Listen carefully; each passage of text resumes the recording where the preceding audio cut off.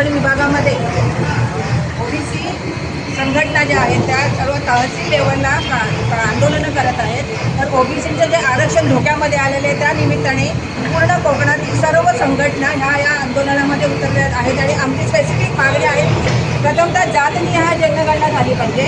आणि आमचा एक मोठा आता ज्या मराठ्यांना जे कुणबी प्रमाणपत्र देण्याचा जो एक विषय चाललेला आहे तो त्या प्रमाणपत्र देण्याला आमचा विरोध आहे. आणि आम्ही त्यांची घुसखोरी मराठ्यांना कुणबी प्रमाणपत्र देऊ नये या मागणीला धरून आम्ही ठाम आहोत. आणि खूप आमची प्रकर्षाने की सरकारला निवेदन देण्यात इच्छिते किंवा सरकारला नम्र विनंती करते की आमचं आरक्षण धोक्यामध्ये आणू नये.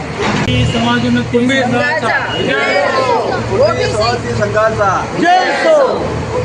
ओबीसी संघटनांचा ओबीसी आरक्षण वाचलं पाहिजे. जातनिहाय जनगणना झालीच पाहिजे, झालीच पाहिजे.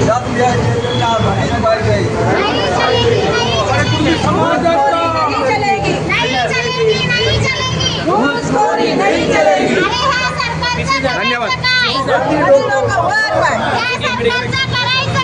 आणि डोकं वरती पाय.